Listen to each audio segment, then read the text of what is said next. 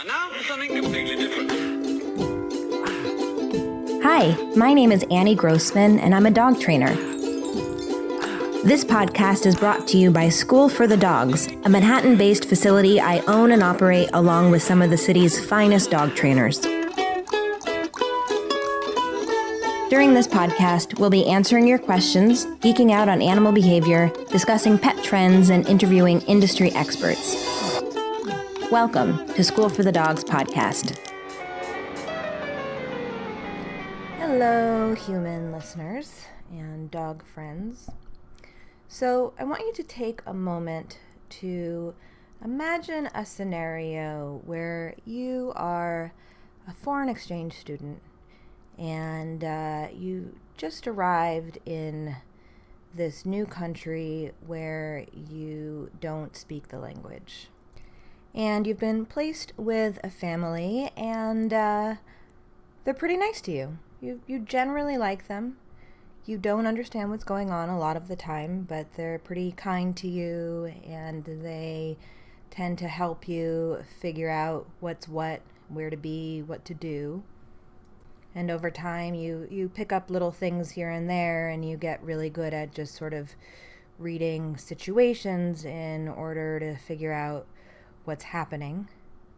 And then one day, they take off all your clothing, and they don't let you put other clothing on. And they don't seem to be doing this for any kind of sexual reason, but they seem to be getting a real kick out of it.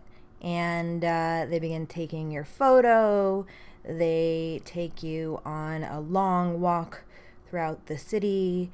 Maybe they even take you to a park where there are a lot of other families who have foreign exchange students who are also naked, and they don't speak your language either. And all you can kind of do is look at these other poor souls and feel great empathy and discomfort, because everyone around you is staring at you and really enjoying the fact that you are naked. Now, you have no idea whether or not they're ever going to give you back your clothes, or if this nudity situation is the new normal.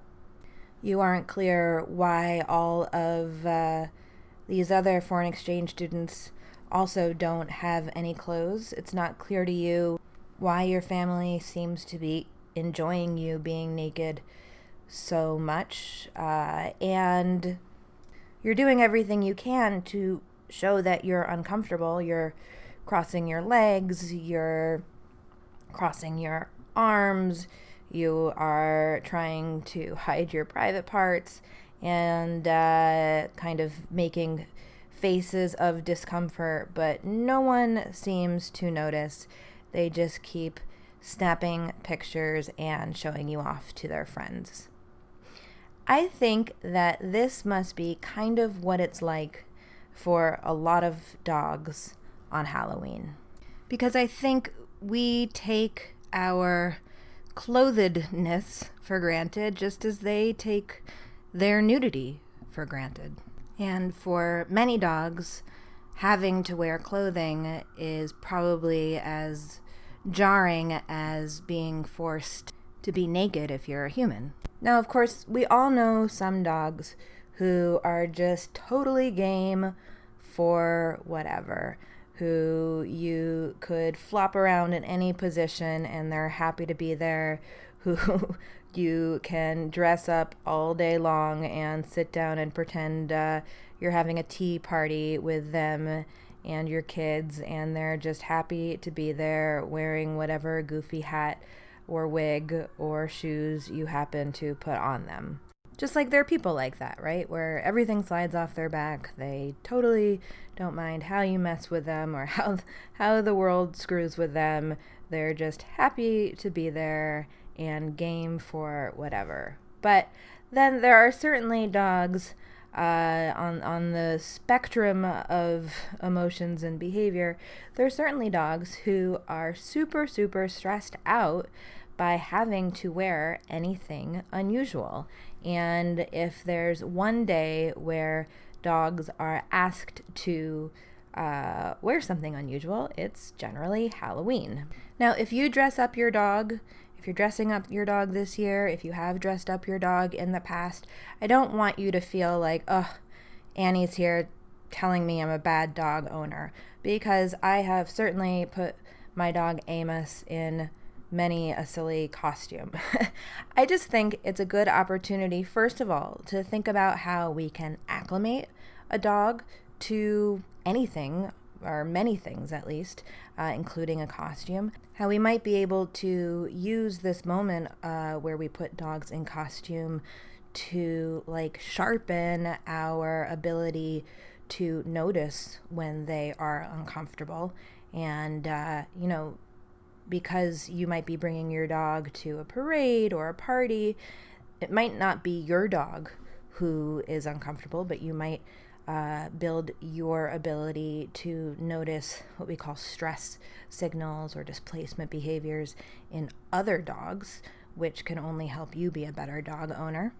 And lastly, I just want to talk about some creative ways you can put your dog in a costume and celebrate this holiday and maybe be a little silly, have a little fun without stressing them out. Sort of like low stress, really easy costume options or alternatives. And I'm always looking for new creative, low stress, easy costume ideas. So if you have any, please share them with me.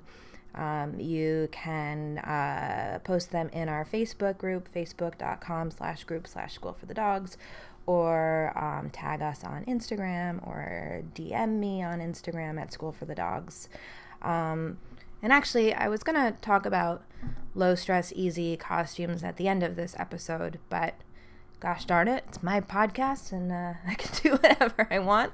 Let's talk about them now. So whenever I think about these sort of low stress, easy costume ideas, I always remember this kid in high school on Halloween who thread a tea bag through his teeth and announced to everybody that he was dressed up for Halloween as a cup of tea. And of course, this was sort of silly and stupid in the way that high school kids are silly and stupid, but it was also sort of genius, I think, I thought. And I'm always trying to figure out what's the cup of tea alternative costume that we can come up with for a dog. What could be that easy and funny and clever? And I think like the easiest, best costume I've seen that people tend to hit on is putting a tie tag on a dog, TY. These are like the heart-shaped tags that come on Beanie Babies, or used to come on Beanie Babies. I don't know if Beanie Babies are still a thing, but certainly if you were a child or teenager of the 90s, you remember them. And it's certainly something you can make yourself, or you can buy them. I will link to them in the show notes.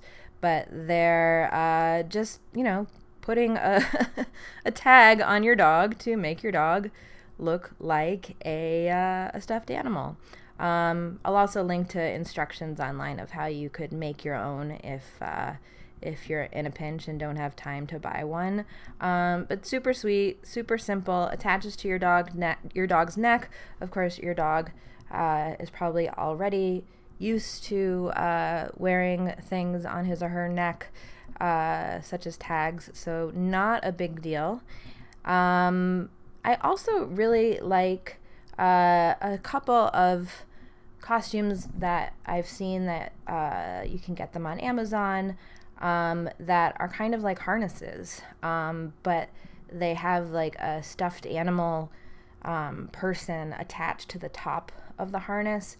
So there's one that looks like a jockey, there's one that looks like a cowboy, so it looks like, you have a jockey or a cowboy kind of riding your dog.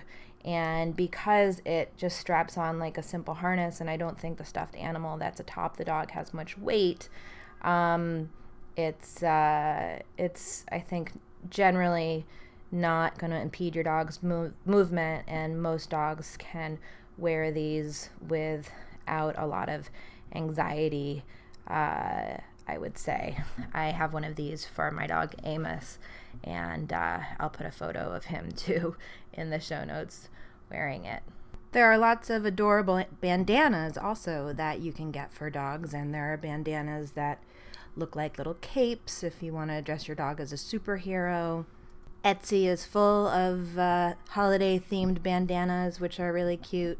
For Halloween, there's one that I like that looks like a triangular piece of candy corn.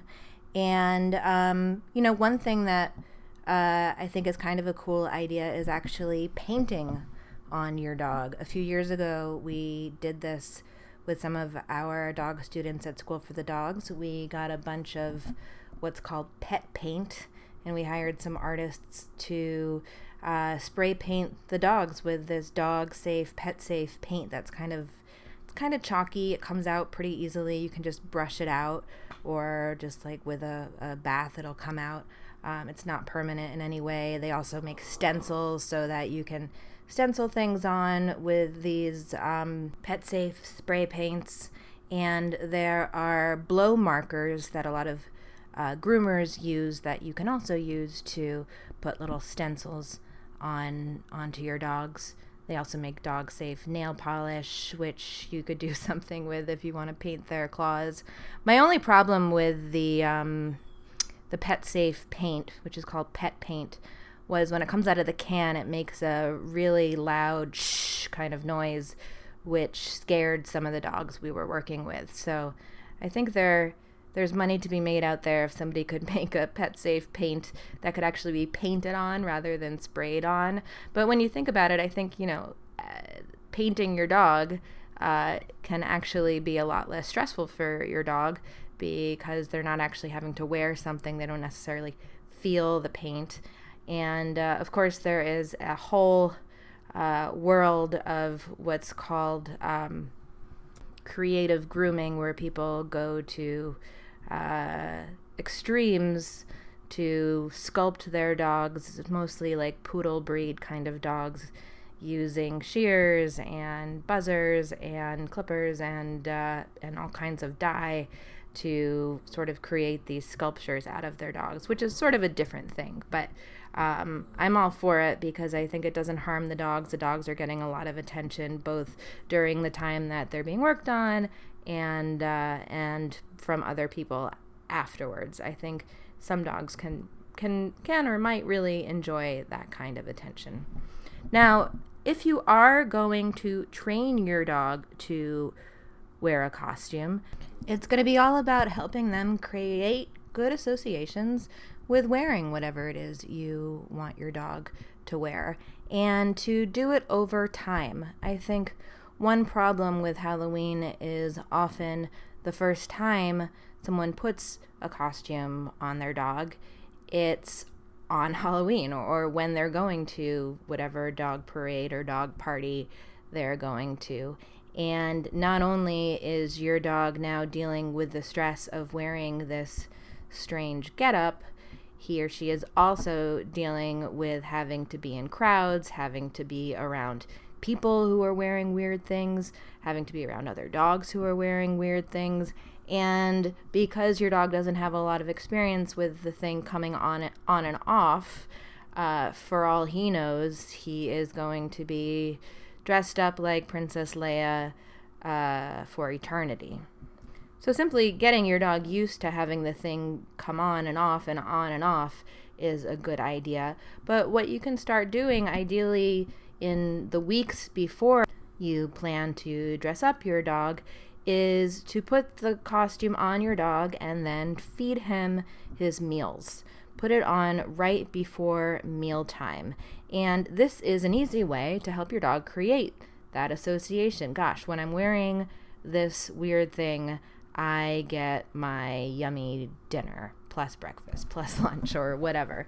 Of course, you could also just put it on and feed treats, but if you're going to be giving your dog meals anyway, that's certainly a good time to be forging the association between yummy stuff and weird costume. Now, if you put a costume on your dog and your dog is too stressed out to eat, that's certainly some good information for you. A dog who is not eating his food is often a dog that is super anxious. So in that case, you might just start out having the costume near your dog's food bowl while your dog is eating. Or you could just try putting on some element of the costume rather than the whole costume. Or you could see if your dog will take something very high value in lieu of food when the costume is on, maybe hot dogs or roast beef or cheese or peanut butter or something like that. But it's an easy way to help create good associations with wearing something weird. It's something you can do a few times a day, and you're also getting your dog used to having the outfit come on and off and on and off so that he's not fearful about it being on forever. Now, really, this isn't so different than the way that we get dogs used to any strange thing that they might have to wear, which may not have to do with Halloween or any holiday. For example, a muzzle or an e-collar, like they often have to wear after any kind of medical procedure. In our puppy kindergarten classes, that's one thing we practice doing, is we practice teaching a dog that when they have the cone on, they get treats and they get good stuff, and then the cone comes off, that it comes on and off, and that when it is around the neck, good things happen. Otherwise, kind of the same thing with my Halloween scenario of the dog putting on the costume and then going to a possibly stressful event. What can happen is the first time your dog is in a cone, it's also the first time that they're recovering from surgery, they're groggy, they're not feeling well, and so why not set them up for success by getting them used to the cone when they're feeling just fine. Same thing goes with the muzzle. Sometimes dogs have to put on muzzles at the vet when they're having a procedure done. Any dog can bite, and certainly dogs who are scared and in pain are more likely to bite than other dogs. Most veterinarians have muzzles on hand just for this reason, but isn't it a good idea to get your dog used to wearing a muzzle before they're going to be poked and prodded while having to wear it for the first time? Same thing goes with a coat or a sweater if you think you're going to want to put those on your dog, or with booties.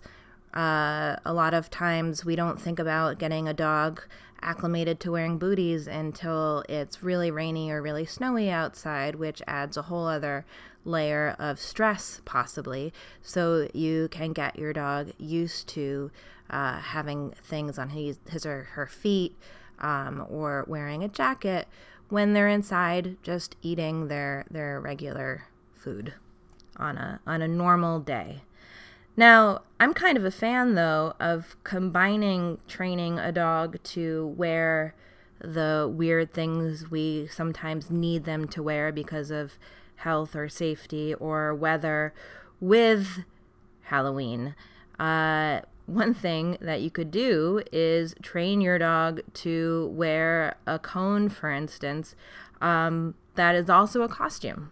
And that way you're doing something that's actually useful training-wise and also may sort of scratch the itch you have to dress up your dog.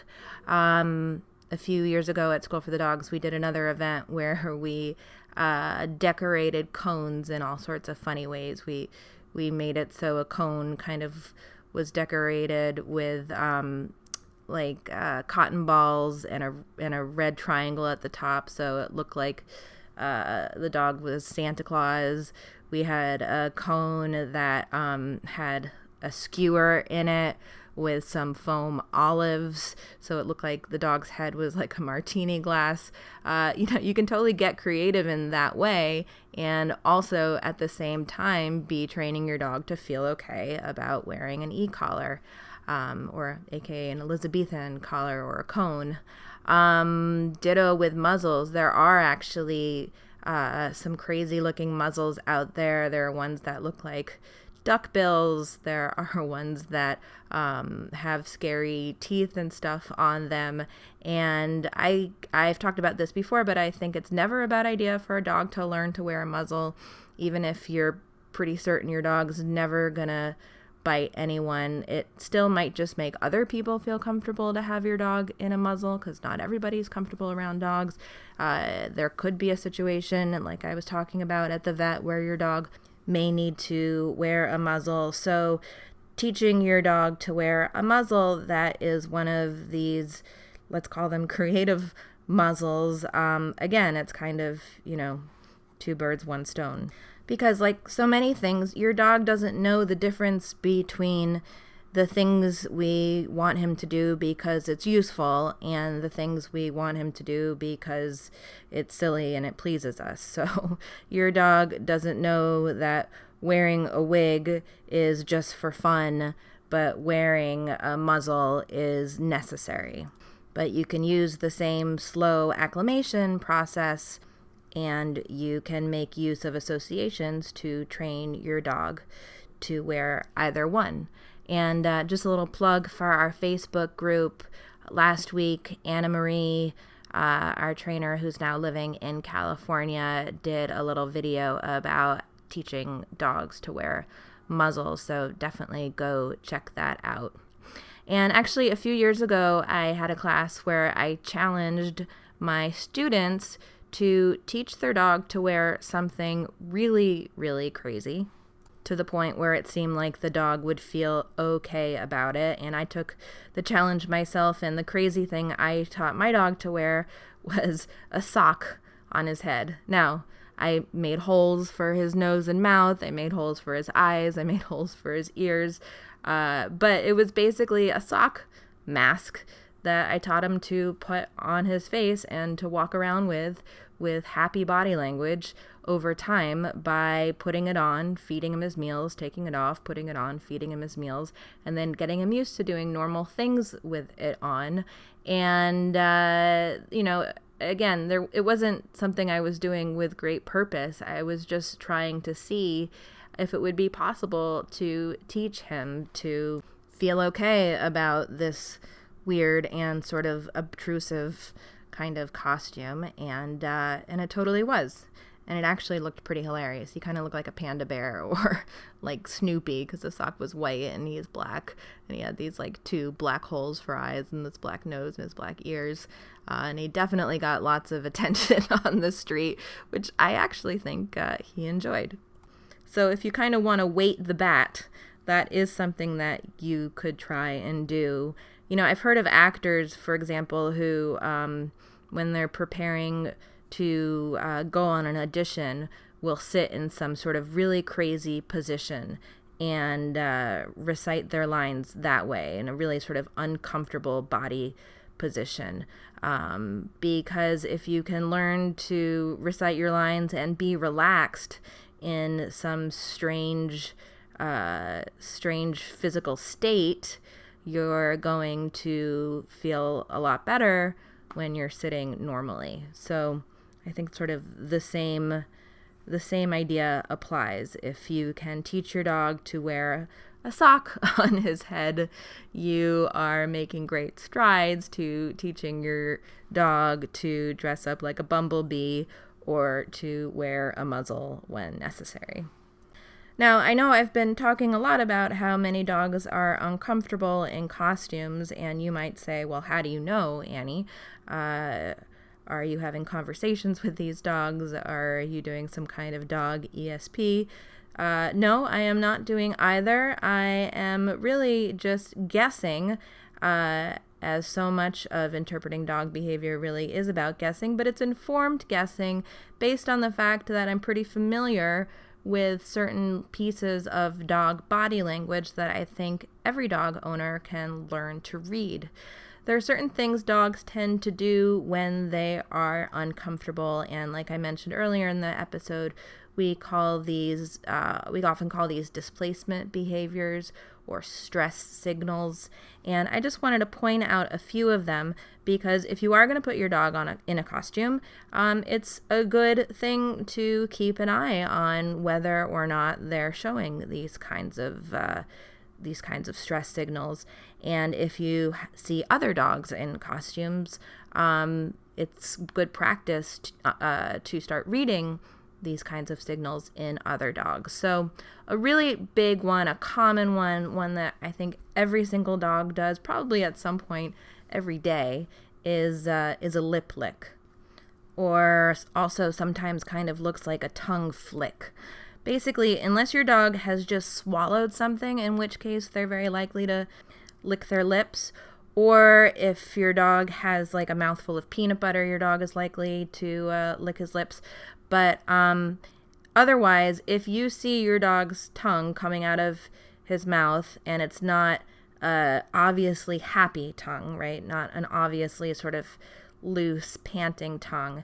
If you see a tongue that's going up across their upper lip or coming out really quickly onto their upper lip, that is generally a tongue flick or a lip lick. Like I said, we call it both things, and is usually a sign of discomfort.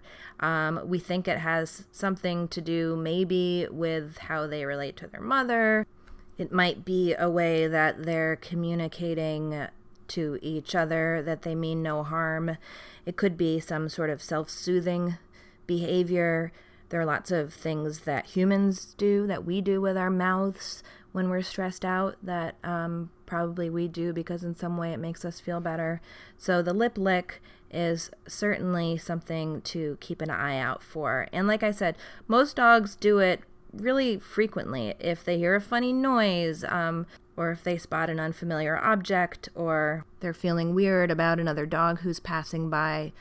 There are a million things that I think trigger a tongue flick throughout the day. But in a situation where your dog is in a costume that he's not comfortable in, it's certainly a time where you're going to see it more than other times. Yawning is a similar signal that dogs give when they're uncomfortable. I think it's something that dogs probably do more when they're stressed out than when they're simply tired. Scratching their ears with a hind leg is another sign that your dog might be feeling a little weird about whatever's going on. Yes, of course, it's possible your dog just has an itchy ear or is uncomfortable with his collar, but we tend to lump it together with displacement behaviors. I think of it kind of as like your dog is trying to be busy, look busy. I had one client who said, "Oh, when he scratches his ear, is that kind of like when I'm at a party and I check my phone even though it's dead?" Like, yeah, it probably is something like that. I actually also think that ear scratching is something dogs tend to do when they're getting a little overwhelmed or tired. Often in training, if I do a 90-minute session with a puppy, which is a long session for a puppy, but often our first sessions are that long, towards the end, I'll start to see a lot of ear scratching, which to me is a sign that it's time to wrap things up. Similarly, shaking off can be a sign of discomfort, especially with anything relating to clothing. My dog, who is pretty used to wearing clothing, I'll still see him shake off. Certainly when I take something off of him, it's kind of like that was weird sort of motion, or at least that's how I interpret it. When your dog is shaking, but when he or she isn't wet, usually it's a sort of like a reset. Like, okay, I didn't like that, but let's just shake off that funny feeling and move on to the next thing. And the last stress signal I wanted to mention is what we call whale eye or half moon eye. That's when you can see the side white part of your dog's eye and the rest of his or her body is usually standing very, very still. I kind of think of it like your dog thinks, well, if I'm very still and only move my eyes, nobody can actually tell that I'm here.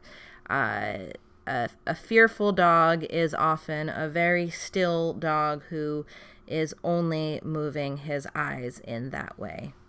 It might be accompanied by your dog pushing his ears back, or what's called piloerection, which is like the hairs on the neck and the back standing up. But it's just another bit of body language that dogs are using to communicate to each other and to us, hey, I'm not that comfortable with what's going on. So when you see these things, if you see it in another dog, certainly give that dog some space. Don't let your dog rush that dog. And if you see it in your dog, see what you can do to relieve some of the stress. That might be, like I said, creating a better association with whatever is going on, whether that's using food or treats or play or, your own soothing voice or attention, or, certainly alleviate the stress. If we're talking about putting your dog in a costume, take your dog out of the costume or take off some element of the costume. But your dog does not have the capability to talk to you about being uncomfortable with words. He does have the capability of doing it with these little bits of body language that he's trying to use to communicate his feelings. So use this as an opportunity to get good at speaking dog in this way. So if you're celebrating Halloween with your dog this year, I hope that it's a good chance to do some good training. If you have a low stress, easy costume that you've come up with, something super clever, please share it with me. I would love to see it, and I will share it with others if that's cool with you. And I also just wanted to mention that for an upcoming episode, I'm trying to put together some ideas on how to be an environmentally friendly pet owner, sort of how to provide for your dog without leaving a great footprint on the earth, eco-friendly products and ideas. If you have any, please share them with me. Again, you can do so in our Facebook group or through Instagram, or you can just go ahead and email us, podcast@schoolforthedogs.com. Our woof shout out this week goes to Nelson. Speaking of muzzles, Nelson belongs to Joni Comenzo and wears a muzzle, and I'm gonna link to a photo if I can find one of him in one of these crazy scary muzzles that they make that have like bloody teeth all over them. But I wanted to just give Joni and Nelson a hello, because not only did they do an amazing takeover on our Instagram this weekend in our stories that was just kind of epic. I hope you saw it. They also were featured in a little video we did on Facebook, and the episode that featured an interview with Joni last week was our most listened to episode to date. A lot of people seem to get a lot out of it. We're really touched by her story. So if you haven't heard that episode yet, please go back and check it out. I think you will definitely get something out of it. It's called We Need to Talk About Nelson, Life with a Muzzled Dog. And our fun dog fact of the day is that the most popular dog costume this year, I got this from a representative of Ruby's, which is a company that makes all kinds of costumes, including many different kinds of dog costumes. They told me that the most popular costumes for dogs this year were from their Disney princess line of costumes. Apparently there are a lot of people out there, I'm guessing both children and adults, who are dressing their dogs up this year as Elsa and Belle and Cinderella and Snow White. Of course, the real question is, what will the real princesses dress up their dogs as? What will Kate Middleton's dogs be? What will Meghan Markle's dogs be dressed as. I am excited to excited to learn. Or maybe they're not into that kind of thing. Who knows? Anyway, I will report back if I find out. Thanks so much for listening. You can support School for the Dogs podcast by telling your friends about it, leaving a review, or shopping in our online store. You can learn more about us and sign up to get lots of free training resources when you visit us online at schoolforthedogs.com.